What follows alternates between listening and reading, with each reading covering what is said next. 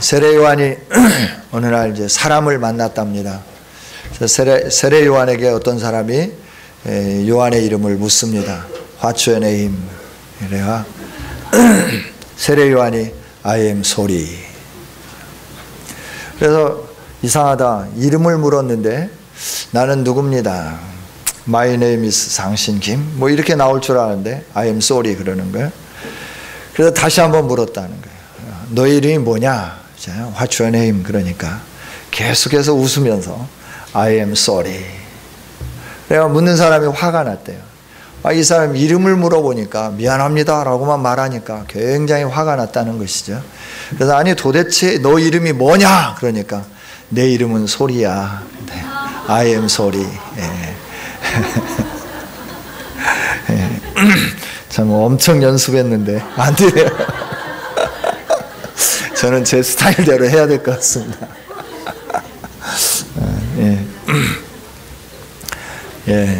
충청도에 온 줄 알고 깜짝 놀랐습니다. 충청도는 아무 반응이 없다. 집에 가서 막 배꼽 잡고 웃는다 그래요. 충청도에서 오신 분들 좀 이해해 주세요. 저도 충청도 가까운 데서 사니까 좀 반응이 늦어요. 우리 예수님이 이 세상에 오셔서 사역을 시작하시는데 그 예수님이 하신 사역이 얼마나 아름다운 사역인가 하는 것을 증명해 주는 증거자가 있었는데 그 증거자가 누구냐 그러면 세례 요한이었다 하는 거죠. 그 세례 요한이 예수님 오시는 길을 평탄케 하고 첩경을 예비하면서 그 사역을 감당하고 그리고 예수님이 오셨고 예수님이 오셔서 놀라운 역사들을 이루면서 우리에게 구원의 감격을 주셨죠. 이 세상에 살면서 우리가 초림의 주님을 맞이했고 또 재림의 주님을 기대하면서 사는 우리가 어떤 삶을 살아야 할 것인가 라고 하는 거예요. 내가 그리스도인으로서 내 삶은 무엇이 주체가 되어야 되는가 하는 거에 대해서 좀 생각해 보기를 원합니다. 좀 무거울 수도 있고 딱딱할 수도 있는데 재밌게 하려고 애를 써보겠지만 안 돼도 여러분들 이해하시고 잘 들어주시면 감사하겠습니다. 세례 요한은 주님이 오시는 길을 예비했어요. 주님이 오실 길을 예비했다 하는 거죠. 우리 그리스도인들의 삶은 어떤 삶일까? 우리 그리스도인의 삶도 주님이 오실 길을 예비하는 거죠. 세례 요한은 초림에 예수님이 오실 길을 예비했다고 하면 우리는 재림에 예수님이 오실 길을 예비해야 되죠. 초림의 예수님은 구원의 주님으로 오셨는데 재림의 예수님은 심판의 주님으로 오시게 됩니다. 그래서 이 심판의 주님으로 오실 예수님을 우리가 영접할 수 있도록 기대하면서 우리의 삶이 그렇게 살아가야 되겠고 이 세상의 많은 사람들에게 그 예수님을 재림의 예수님을 영접하여서 영원히 하나님 나라에 함께 살 수 있도록 우리의 삶을 그렇게 만들어가야 되는 것이죠. 이렇게 그리스도인의 삶은 항상 오실 예수님의 그 길을 예비하고 준비하는 상황, 준비하는 성도들이다 하는 거죠. 저와 여러분이 늘 내가 누구일까? 예수님이 오실 길을 예비하는 사람이다. 이걸 잊지 않고 기억하면서 계속 예수님이 오실 길을 예비하는 그 아름다운 삶을 살았으면 좋겠습니다. 이 예수님이 오실 길을 예비했던 세례 요한의 시대를 한번 분석해 봅니다. 3장 1절 2절에 있는 말씀을 보면 황제가 나오고 분봉왕들이 나오고 제사장의 이름들이 나오기 시작합니다. 디베리오 황제가 통치한 지 15해가 되었다. 그때 본디오 빌라도가 유대의 총독으로 있었고 분봉왕으로 헤롯이 갈릴리 지방을 다스렸고 빌립이 이두레와 드라고니 지방을 다스렸고 그리고 루사니아가 아빌레네 지역을 다스렸다. 그래서 이스라엘 지역을 이렇게 등분을 나누어 가지고 이쪽 지역 갈릴리를 중심으로 해서 그 지역은 헤롯이 다스렸고 또 가이사라 빌립보 지역 예수님의 신앙 고백을 베드로가 멋지게 했던 그 지역을 중심으로 해서는 또 빌립이 다스렸고 이두레와 드라고니 지방 까지 이제 빌립이 다스리고, 그리고 아비넬레 지역은 루사니아가 다스렸다 하는 것이죠. 이렇게 나라를 나누어서 분봉왕들이 통치하고 있고, 이렇게 분봉왕들이 통치하고 있는 그 상황 속에 또 제사장들의 이름이 거론되는데, 제사장들이 안나스가 거론되고 가야바가 거론이 되면서, 그렇게 상황이 돌아가고 있을 때 세례 요한은 어디에 있었냐 그러면 빈들에 있었다. 빈들에 있었다. 그때 하나님의 말씀이 세례 요한에게 임했다라고 말씀하죠.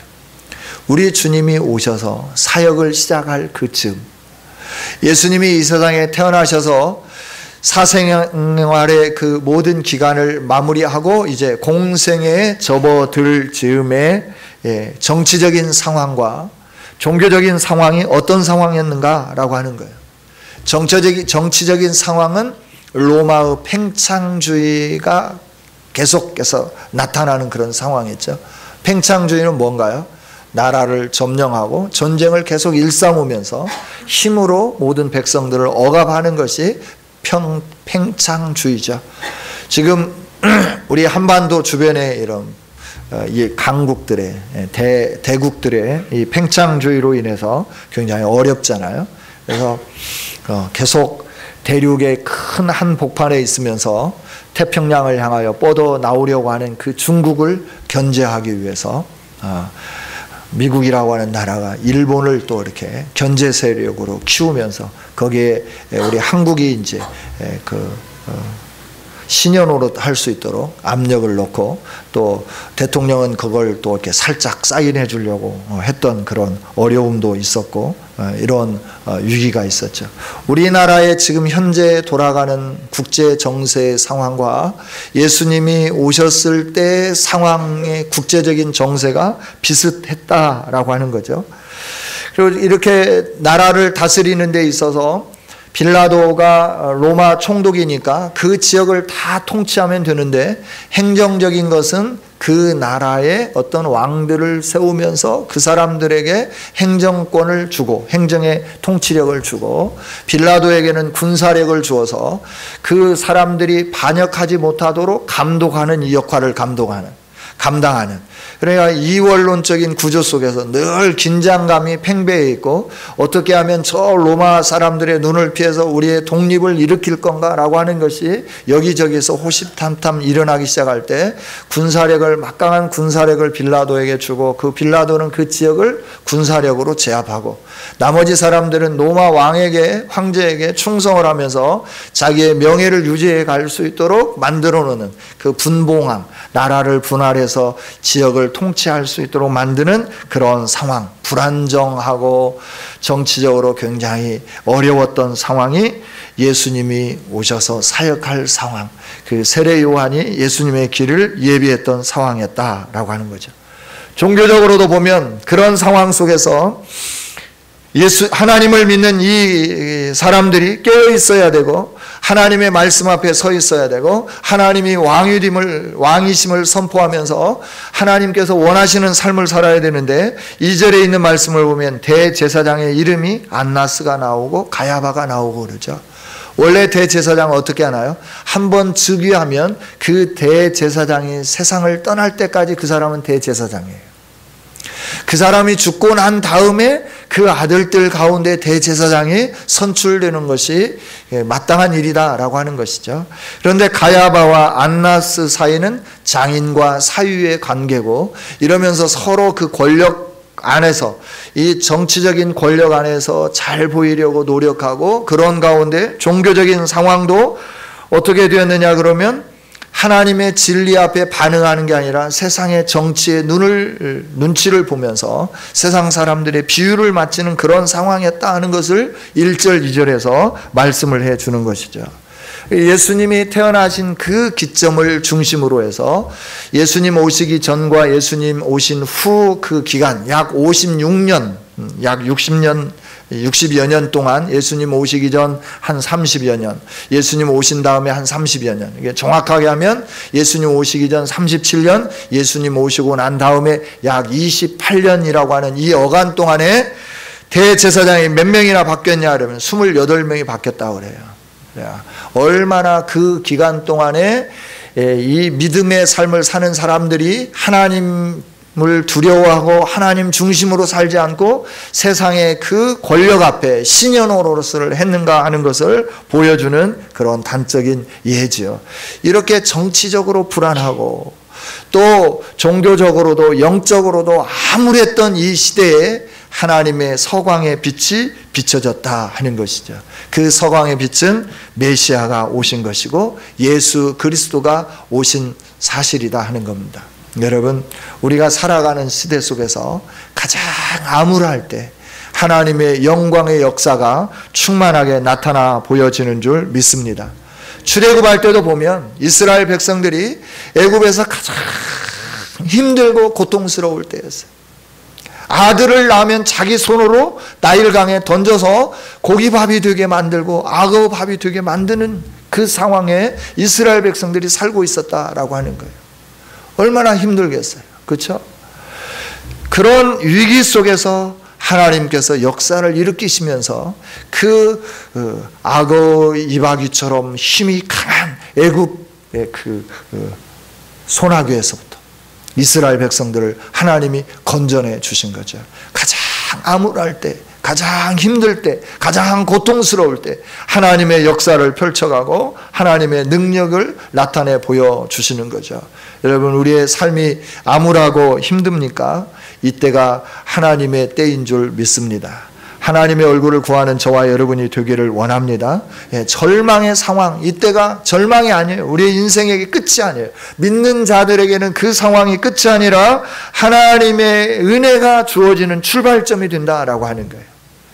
그래야 이 세례 요한이 사역을 시작하고 예수님이 세례 요한에게 세례를 받으러 광야로 나오시기 이전까지 그 상황이 얼마나 암울하고 정치적으로 군사적으로 경제적으로 또 이 종교적으로 힘들고 어렵고 고통스러웠던 상황이었는가라고 하는 거예요. 그때 하나님이 일하시고 그때 하나님의 약속을 펼쳐가시고 그때 하나님의 은혜를 허락해 주셨다 하는 것이죠. 여러분, 우리가 사는 세상과 예수님이 오실 당시에 그 세상은 동일했어요. 흡사 비슷했다라고 하는 거예요. 우리가 경제적으로 불안하죠. 유럽에서부터 불어닥치는 경제 위험함, 또 일본에서 불어닥칠 경제 위험함, 유럽에서부터 조금만 바람 불어도 제치기만 해도 유럽이나 미국이나 중국이나 일본이 제치기만 해도 우리가 감기 걸리는 그런 상황이 우리의 경제적인 상황이잖아요. 어려운 상황입니다. 정치적으로도 힘들고 어려운 상황입니다. 외교적으로도 얼마나 힘들고 어려운 상황인지 몰라요. 그래서 대부분 많은 사람들이 우리가 살고 있는 현 시대를 가리켜서 IMF 때보다도 더 어렵다고 말합니다. 실직자는 늘어나고요, 물가는 상승하고요, 사람들이 자기 유익만을 구하고요, 남을 돌아보지 않는 이때 우리들이 살고 있다라고 하는 것이죠. 그러나 우리가 이처럼 절망 가운데 있지만 하나님의 말씀 안에서 우리는 소망을 찾을 수 있어요. 왜냐하면 이런 절망 중에 있는 우리들에게 하나님은 위로와 소망을 주시기 위해서 하나님의 능력의 역사를 일으켜 주실 것이기 때문에 그렇다라고 하는 것이죠. 할렐루야. 하나님은 이스라엘 백성들이 이렇게 힘들고 어려울 때 예수님을 보내주셨다라고 하는 거예요. 그 예수님이 오셔서 하신 일이 무엇입니까? 오늘 4절부터 있는 말씀을 보면 이사야 선지자를 통하여 예언하셨던 것처럼 골짜기를 메꾸어 주시는 거예요. 작은 산을 낮춰주는 거예요. 굽은 것이 곱게 되는 거예요. 험한 길들이 평탄하게 되는 거예요. 뿐만 아니라 모든 민족이 하나님의 구원을 볼 수 있게 하는 거예요. 이게 메시아의 오심이다라고 하는 거예요. 예수 그리스도의 오심이다라고 하는 거예요. 할렐루야.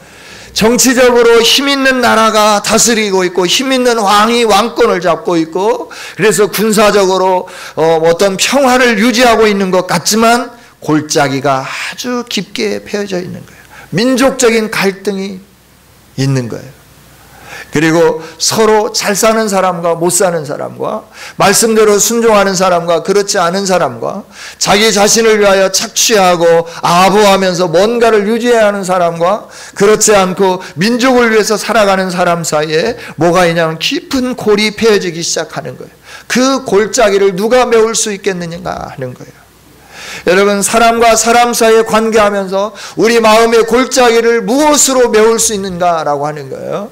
우리 마음에 있는 골짜기가 메꿔지지 않으면 사소한 것이 다 서운한 거예요.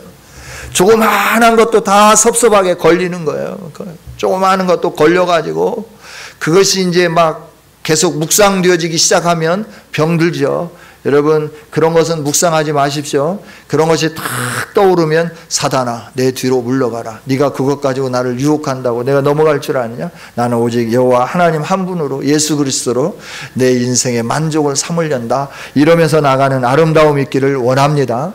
그러니까 정치적으로, 군사적으로, 종교적으로 여러 가지 어려운 상황이 이렇게 있고 식민지에 있고 세금을 내야 되고 이런 여러 가지 번민과 이런 상황들이 계속 되어지는 상황 속에 백성들과 백성들 사이에, 지역과 지역 사이에 감정의 골이 있고 어려움의 골이 있고 미움의 골이 있고 이 골짜기들이 있었다라고 하는 거예요. 이 골짜기를 누가 메꾸겠는가라고 하는 거예요. 이 마음의 심령의 골짜기, 원한의 골짜기, 불평의 골짜기, 원망의 골짜기, 그 아픔의 골짜기를 메워주시기 위하여 예수님이 오셨다 하는 거죠. 할렐루야. 작은 산이 낮아지는 거예요. 우리가 할 수 없는 일들을 할 수 있도록 예수님께서 오셔서 낮춰주는 것이죠. 올바른 길로 걸어가야 되는데 이게 굽어져 있어서, 그래서 내가 아무리 올바로 가려고 해도 계속 굽어져 있기 때문에 굽은 일을 행할 수밖에 없는데 이 굽은 것을 곧게 펴는 분이 예수님이시다라고 하는 거죠. 험한 길, 평탄한 길이 되게 하는 거예요. 모든 민족이 하나님의 구원을 보게 할 수 있도록 구원의 빛으로 예수님이 이 세상에 오셨다 하는 거예요. 언제? 가장 암울할 때 예수님이 찾아오셨고 그 예수님으로 인하여 예수님을 만나는 사람들마다 골짜기가 메워지고 작은 산이 낮아지고 굽은 것이 곧게 되고 험한 것이 평탄해지고 하나님의 구원의 영광을 보게 되었더라라고 하는 것이죠. 할렐루야. 이렇게 예수님이 이 위대한 역사를 이루시기 위해 오셨는데 그 위대한 역사를 이루시기 위해 오셨다고 하는 사실을 사람들에게 알리고 선포해야 되는데 그 역할을 누구에게 감당시켰느냐 그러면 광야에 머물고 있는 세례 요한에게 하나님께서 부르셔서 너의 사명은 광야에서 외치는 자의 소리가 되어라. 너는 소리가 되어라 말씀하여 주셨고 세례 요한은 그 하나님의 음성에 따라서 하나님의 말씀에 따라서 광야에서 외치는 자의 소리가 되어서 회개 운동을 일으키기 시작하는 거예요. 회개하라 천국이 가까웠노라 선포하면서 모든 백성들에게 너희들이 회개하지 않으면 하나님 나라에 들어갈 수 없다라고 선포하기 시작하는 것이죠. 여러분, 우리 예수님은 이처럼 모든 사람들의 상처를 싸매어주고 아픔을 싸매어주고 치유해 주시고 회복시켜 주시고 온전하게 해주시고 올곧게 해주시고 평탄케 해주시고 하나님의 영광을 볼 수 있도록 하기 위하여 이 세상에 오신 분이다라고 하는 거예요. 이 분을 세상 사람들이 알 수 있도록 누구를 하나님이 선택하셨느냐? 예수님 당시에 세례 요한을 선택하셨던 것처럼 하나님은 오늘 저와 여러분을 선택하셔서 암울한 곳에 외치는 소리로 우리가 서 있기를 원하고 계신다 하는 거죠. 세례 요한과 같이 너희는 광야에 외치는 자가 되어라 라고 하는 거예요. 이 세상은 아름다운 세상인 것처럼 여겨지지만 광야입니다. 안식이 없습니다. 평안이 없습니다. 쉴 만한 곳이 없습니다. 모두가 다 분주합니다. 모두가 다 바쁩니다. 아침부터 저녁까지 바쁘게 움직입니다. 그러나 정말 골짜기를 메우기 위하여 바쁜가? 산들을 낮추기 위해서 바쁜가? 굽어진 것을 올곧게 하기 위해서 바쁜가? 험한 것을 평탄하게 하기 위해서 바쁜가? 라고 하는 거예요. 우리는 계속 골짜기를 만들면서 바쁩니다. 작은 산을 세워가면서 바쁩니다. 굽은 것 것을 계속 굳게 만들면서 바쁩니다. 험한 길을 계속 만들면서 바쁘다라고 하는 것이죠. 이때 하나님은 저와 여러분에게 이 구원의 복된 소식을 선포하면서 다시 오실 예수님을 맞이할 수 있도록 신부들을 거룩하게 준비하기를 원하시는 사명을 저와 여러분에게 주셨다라고 하는 것이죠. 그래서 저와 여러분이 이런 사명자임을 분명히 알 수 있기를 원합니다. 에스더서를 보면 에스더가 왕후가 될 수 있도록 하기 위해서 하나님께서 와스디를 폐위합니다.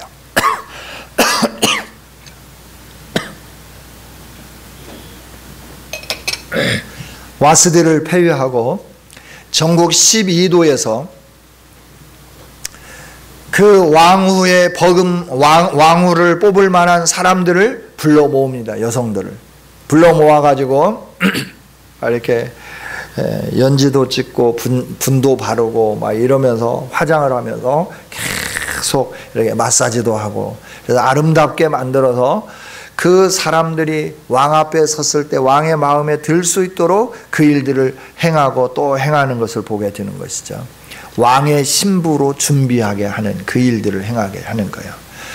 그러고 난 다음에 준비된 그 신부를 왕에게 데려가고 왕이 오케이 하면 왕후가 되는 거고 고개를 저으면 그건 끝이죠.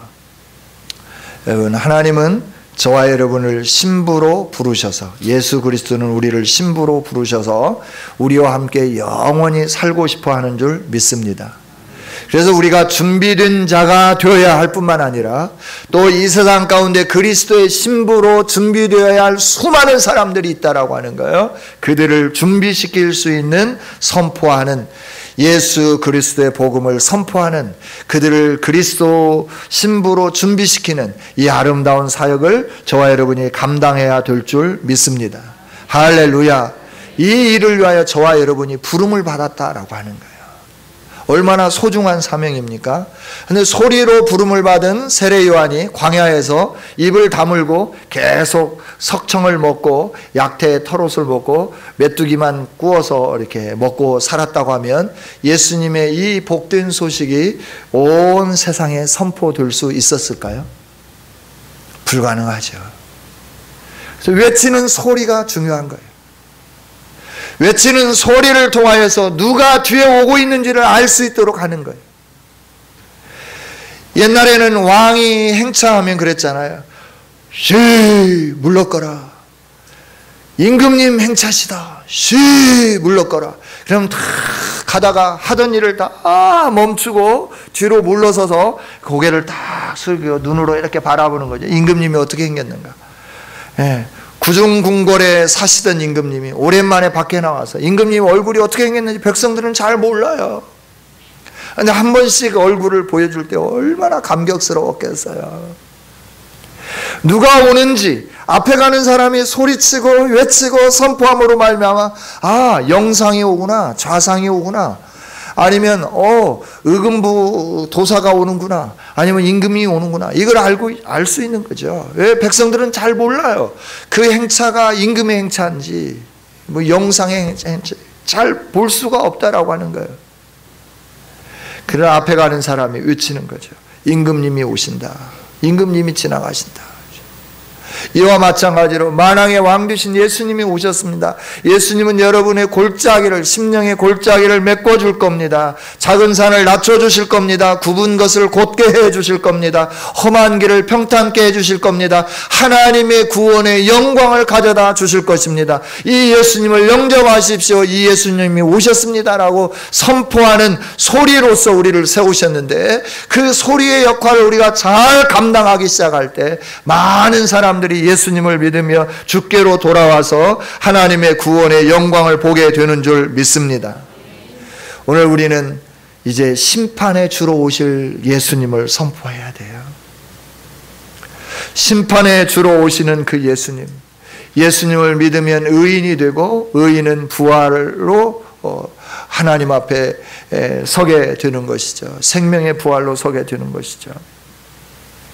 메시아 안에 영원한 생명이 있음을 알 수 있도록 우리가 선포하면서 나가야 되는 것이죠. 이렇게 선포하면서 나가면서 우리가 해야 할 일이 있습니다. 그건 뭐냐 그러면 거룩한 삶을 유지해 가는 겁니다. 이렇게 세례 요한이 예수님의 그 아름다움을 선포하기 시작할 때 많은 사람들이 몰려들기 시작했습니다. 유대인들이 몰려들기 시작했습니다. 그때 세례 요한이 또 선포하는 소리가 있죠. 누가 너희에게 일러서 이 임박한 진노를 피하라 하더냐, 이 독사의 자식들아 라고 말하는 거예요. 좀 심하지 않아요? 독사의 자식들. 그렇죠? 우리는 심하게 하는 것이 다른 동물이 있는데, 유대에서는 이 독사의 자식 그러면 굉장히 심한 욕이에요. 이 욕을 들으면서도 사람들이 막 몰려오는 거예요. 그때 세례 요한이 말하는 거죠. 너희들이 임박한 진노를 피하려고 하면 회개해야 된다라고. 회개하고 너가 합당한 삶을 살아야 된다. 하나님의 백성으로서 합당한 삶을 살아야 된다. 그 합당한 삶이 눈에 보이도록. 열매라고 하는 건 눈에 보이는 거예요. 그죠? 열매는 눈에 보이는 겁니다. 보이지 않는 열매는 아무것도 없습니다. 다 눈에 보이는 것이 열매죠. 그러니까 하나님 앞에서 하나님의 백성으로 거룩하게 산다고 하는 걸 모든 사람들이 볼 수 있도록 너의 삶을 새롭게 만들어라 라고 말씀하는 거예요. 그러면서 이제 요단강에 집어넣어서 세례를 받게 만드는 거죠. 침례를 받게 만드는 거예요. 너의 과거는 죽었다. 이제 너의 과거의 모든 죄악된 거는 죽었다. 이제 새로운 삶을 사는 거다. 그러니 너는 합당한 삶을 살아라. 이렇게 말씀을 해주는 것이죠. 여러분, 거룩한 삶은 회개에서부터 시작되는 거고 열매를 맺는 변화의 삶으로 그 삶이 완성되어져 가게 되는 줄 믿습니다. 오늘 우리가 외치는 자의 소리로서의 삶을 살아야 되는데 먼저 우리의 삶이 어떻게 해요? 거룩해야 돼요. 열매를 맺는 아름다운 삶이 되어야 된다라고 하는 거예요. 우리가 뒤로 물러가면 침륜에 빠질 수밖에 없습니다. 그래서 멸망당할 수밖에 없습니다. 믿음의 삶은 멈춰있는 정지가 없습니다. 뒤로 물러서는 것이 없습니다. 믿음의 삶은 앞으로 전진해 가는 겁니다. 계속해서 전진해 가기 때문에 성장하는 겁니다. 성장할 뿐만 아니라 성숙해져 가는 겁니다. 성숙해져 가서 결국은 열매를 맺는 겁니다. 이게 믿음의 삶이다라고 하는 겁니다. 여러분, 우리는 뒤로 물러가고 싶어요. 괜히 내가 여기까지 온 것 같아. 너무나 많이 온 것 같아. 뒤로 좀 후진했다가 나중에 좀 더 전진해 갔으면 좋겠어. 그러면서 그 삶을 자꾸 뒤로 물러가려고 하는 거예요. 아니요. 앞으로 계속 나가십시오. 힘드십니까? 그래도 계속 전진해 가십시오. 눈물 골짜기를 지나십니까? 그래도 계속 앞으로 전진해 가십시오. 믿음의 주님을 바라보며 전진해 가면 그 눈물의 골짜기를 지나게 될 거고 힘든 광야의 삶을 지나게 될 거고 요단을 건너게 될 거고 하나님이 예비해 놓으신 아름다운 도성, 아름다운 땅들이 저와 여러분에게 주어지게 될 줄 믿습니다. 예수님 안에 이 생명이 있음을 우리가 선포해야 되는데 그 예수님 안에 있는 생명을 선포하려고 하면 우리가 생명력 있는 사람이 되어야 된다라고 하는 거예요. 내가 생명이 없는데 다른 사람에게 예수님 안에 생명이 있습니다. 예수님을 믿어야 됩니다. 예수님 안에 영생이 있습니다. 예수님을 믿어야 여러분들이 영원한 생명의 자리에 들어갈 수 있습니다. 이렇게 선포해야 하는데 우리가 그 은혜를 잘 몰라. 그러면서도 선포한다고 하면 그 선포는 힘이 없어지게 되는 것이죠. 왜 세례 요한의 그 외침이 힘이 있었는가라고 하는 거예요. 왜 세례 요한의 외침에 따라서 많은 사람들이 심지어 제사장들까지 와서 세례를 받으면서 그 회개의 역사에 동참하게 되었는가라고 하는 거예요. 세례 요한의 삶이 바로 그런 삶이었기 때문에 그렇다라고 하는 거죠. 자기의 출세의 모든 걸 내려놓았습니다. 자기는 제사장의 가문에서 태어났습니다. 제사장으로서 얼마든지 편안하게 살 수 있습니다. 세상의 정치와 야합하면 자기가 대제사장으로서 모든 권한을 가지고 모든 사람들을 주무락 펴락할 수 있는 힘을 가질 수 있는 그 기반이 다 갖춰져 있는 사람이 세례 요한이에요. 그걸 버렸어요. 하나님의 영광을 위해서 버렸어요. 주님의 그 길을 예비하기 위해서 그걸 버렸어요. 그리고 광야에서 낙타 털옷을 입고 약대 털옷을 입고 낙타 털옷을 입고 석청을 먹고 메뚜기를 먹으면서 청빈하게 살면서 하나님과 늘 교제하면서 거룩한 삶을 살았다고 하는 것이죠. 그래서 그 유침이 힘이 있고 능력이 있었다 하는 것이죠. 여러분, 우리의 삶이 궤도에서부터 얼마나 벗어났는지 저와 여러분이 점검해 봤으면 좋겠어요. 회개라고 하는 것은 벗어난 궤도 안으로 다시 돌아오는 겁니다. 이게 회개입니다. 회개했다가 또 궤도를 벗어났다가 또 궤도 안으로 왔다가 벗어났다가, 이게 회개가 아니라 한 번 벗어난 궤도에서 다시 되돌아왔으면 뒤로 돌아가지 않는 거예요. 개가 토한 음식을 다시 먹는 것처럼 다시 과거로 회개하면서 그 일을 행하지 않는 거예요. 이게 진정한 회개라고 하는 거예요. 이 회개의 삶을 계속 살면서 살아가고 또 살아가고 영적인 삶을 살면 우리 안에 풍성한 열매가 맺혀지게 되는 거고, 그 열매를 바라다 보면서 모든 사람들이 그 합당한 열매를 통하여서 하나님께 영광 돌리는 이 위대한 역사가 있어지게 된다 하는 것이죠. 성도 여러분, 하나님은 저와 여러분을 이 땅 가운데 세우시면서 하나님 나라의 귀한 사역자로 불러주셨고, 이 사역을 잘 감당할 수 있도록 성령의 능력을 주시고 하나님의 진리로 충만하게 채워주신 줄 믿습니다. 그래서 우리가 해야 할 일은 세례 요한처럼 내가 누구인가를 다시 한번 점검하는 거예요. 나는 외치는 소리다. 나는 광야에 외치는 소리다. 오직 나를 통하여 예수님만 영광 받으실 수 있도록 내 존재 자체는 아무것도 보이지 않는 거죠. 무형상이 되어야 되는 거예요. 오직 나를 통하여 누구만 드러나야 되냐면 예수님만 드러나야 되는 거예요. 나를 통하여 하나님만 영광 받아야 된다라고 하는 거예요. 소리는 눈에 안 보이잖아요. 그렇죠? 그 소리를 통한 메시지는 전달되어서 사람의 마음을 움직이는 거예요. 우리는 눈에 보이면 안 되는 거예요. 오직 누구만 보여야 되냐? 예수님만 보여야 되는 거예요. 나는 온데간데 없고 예수님만 보이도록 살아가는 거예요. 이게 오늘 저와 여러분을 부르신 하나님의 뜻이다라고 하는 거예요. 이 뜻 앞에 순종하며 나갈 때, 이 뜻 앞에 우리가 거룩하고 진실하고 회개하고 회개에 합당한 열매를 맺으면서 사랑을 실천하고, 오늘 말씀에 있는 것처럼 남의 것을 더 많이 빼앗지 아니하고, 또 내게 주어진 어떤 힘과 권세를 가지고 다른 사람을 억압하지 아니하고 다른 사람을 도우면서 살아가기 시작할 때, 그리고 예수님을 외치기 시작할 때, 우리의 외침을 통해서 길과 진리와 생명이신 예수님을 세상의 열방의 백성들이 만나게 될 거고, 그리고 영원한 하나님 나라에 이르게 될 거고, 또 하나님의 구원의 그 감격과 역사를 맛보게 될 거다라고 하는 것이죠.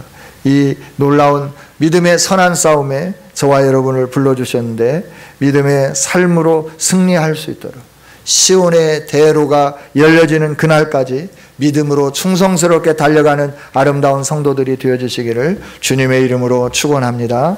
하나님 감사합니다. 오늘도 말씀을 주신 주님을 찬양합니다. 오늘도 우리에게 말씀을 주시면서 우리가 세례 요한이라고, 이 시대의 세례 요한이라고 말씀하신 주님, 정말 우리를 부르셔서 우리로 하여금 외치라고 말씀하신 것처럼 우리가 외치는 자들이 되어지게 하여 주옵소서. 그래서 하나님의 영광을 보게 하여 주옵소서. 끝까지 믿음의 길을 달려가서 시온의 대로가 우리에게 열려지게 하여 주옵소서. 예수님 이름으로 기도하옵나이다. 아멘.